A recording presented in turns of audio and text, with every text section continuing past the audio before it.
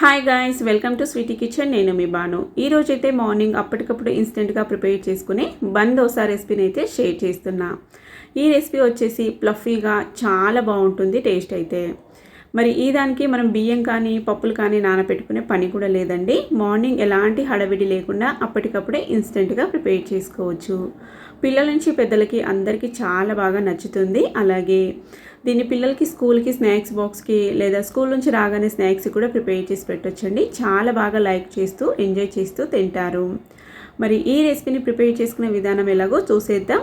Recipe చూసే ముందు recipe కనుక మీకు నచ్చినట్లయితే ఒక లైక్ చేయండి. ఇలాంటి మరిన్ని రెసిపీస్ కోసం ఛానల్ అయితే సబ్స్క్రైబ్ చేసుకొని ఫాలో అవ్వండి. ప్రిపేర్ చేసుకునే విధానము: ఒక మిక్సింగ్ బౌల్లోకి 2 కప్పుల రవ్వనైతే తీసుకోవాలి. బొంబాయి రవ్వ అంటాం కదండి, ఆ రవ్వ అయితే తీసుకోవాలి, సన్న రవ్వని. ఇప్పుడు ఇందులోకి 2 కప్పుల పెరుగు వేసుకుందాం. అలాగే 1 కప్పు నీళ్ళు కూడా వేసుకుందాం. ఇప్పుడు పెరుగు ఈ రవ్వ 2 బాగా ఈవెన్గా మిక్స్ అయ్యేలాగా బాగా మిక్స్ చేసుకోవాలి. రవ్వ అనేది ఎక్కడ ఉండలు లేకుండా బాగా మిక్స్ చేసుకోవాలండి. ఈ విధంగా స్పూన్తో కానీ లేదంటే విస్కర్ ఉంటే విస్కర్తో కానీ బాగా మిక్స్ చేసుకోవాలి. ఈ విధంగా పెరుగు అనేది రవ్వ అనేది ఉండలు లేకుండా పెరుగులో బాగా మిక్స్ చేసుకొని 10 నిమిషాలు పక్కన పెట్టుకుందాం.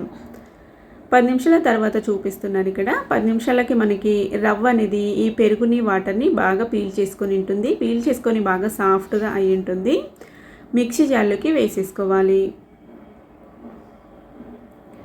ఈ విధంగా మిక్సీ జార్లో వేసుకొని కాస్త ఒక 2-3 టీ స్పూన్లని నీళ్ళు వేసుకున్నానండి, బౌల్ వాష్ చేసుకొని అన్నట్టు. పిండిని మెత్తగా మిక్సీ పట్టేసుకొని ఇప్పుడు ఈ బౌల్లోకి ట్రాన్స్ఫర్ చేసేసుకుందాం.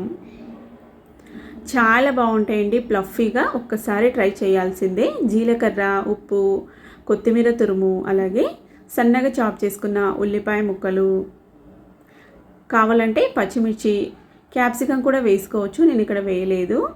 అలాగే క్యారెట్ ముక్కలు, ఇందులోనే ఉడికించుకున్న స్వీట్ కార్న్ని కూడా వేసేసుకుంటున్నా. చాలా బాగుంటాయండి, పిల్లలు చాలా బాగా లైక్ చేస్తారు కూడా. ఈ విధంగా మనకు కావాల్సిన వెజిటేబుల్స్ అన్నీ వేసుకోవచ్చు. ఇప్పుడు మొత్తం బ్యాటర్లోకి ఈ వెజిటేబుల్స్ మిక్స్ అయ్యేలాగా బాగా మిక్స్ చేసుకుందాం.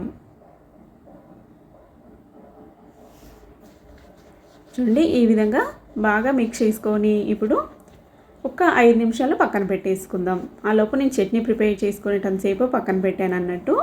కాస్త ఒక పావు టీ స్పూను వంట సోడా కానీ బేకింగ్ పౌడర్ కానీ వేసేసుకొని ఈనో కానీ వేసుకొని మిక్స్ చేసుకోవాలి. కొన్ని ఒక టీ స్పూన్ అని నీళ్ళు వేసుకొని ఈ విధంగా బ్యాటర్లో బాగా ఈవెన్గా మిక్స్ అయ్యేలాగా మిక్స్ చేసేసుకోవాలి. బ్యాటర్ కన్సిస్టెన్సీ కూడా నేను ఇక్కడ చూపించిన విధంగా ఉండాలండి.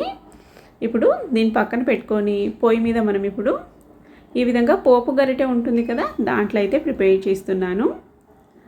కాస్త ఒక టీ స్పూన్ నూనె వేసి అందులో ఇప్పుడు ఒక గరిటె బ్యాటర్ వేసి పైన మూత క్లోజ్ చేసామంటే ఈ విధంగా అయితే వస్తుంది. చాలా ఈజీగా టర్న్ చేసుకోవచ్చండి. అలాగే మనకి ప్యాన్కి అంటుకోకుండా చాలా ఈజీగా వచ్చేస్తుంది అన్నట్టు. చూడండి, ఈ విధంగా 2 వైపులా కాల్చుకున్నామంటే మనకి సూపర్ టేస్టీగా ప్లఫీగా బన్ దోశ అయితే రెడీ అయిపోతుంది. చాలా బాగుంటుంది.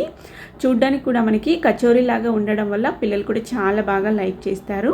ఎప్పుడు ఒకేలా కాకుండా మనకి దోశలు బాగా పెద్దగా వేసుకుంటుంటాం కదా, ఇలా డిఫరెంట్గా వేయడం వల్ల ఇంట్లో పిల్లలు కానీ పెద్దలు కానీ చాలా బాగా లైక్ చేస్తారు కూడా. ఇందులో వెజిటేబుల్స్ అలాగే కార్న్ అవన్నీ వేసింటాం కాబట్టి టేస్ట్ కూడా చాలా బాగుంటుందండి.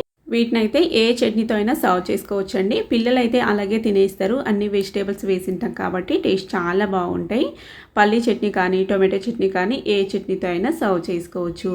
మరి ఇంతకీ రెసిపీ నచ్చిందో లేదో కామెంట్ చేయండి. మీకు ఏమైనా డౌట్ ఉంటే కనుక కామెంట్ బాక్స్లోకి రండి, క్లారిటీ తీసుకుందాం అన్నట్టు. మీకు ఏమైనా డౌట్స్ ఉంటే కూడా అక్కడ కామెంట్ చేయొచ్చు, నేనైతే రిప్లై ఇస్తానండి. చూడండి, తుంచి కూడా చూపిస్తున్నాను ఎంత సాఫ్ట్గా ఉన్నాయో. లోపల వెజిటేబుల్స్ కూడా చాలా బాగా ఉడికినాయి అన్నట్టు. చూడండి, మీరు కూడా ప్రిపేర్ చేస్తారు కదా, ప్రిపేర్ చేసి మీకు ఎలాగొచ్చిందో నాతో షేర్ చేసుకోండి. Thank you for watching. Bye.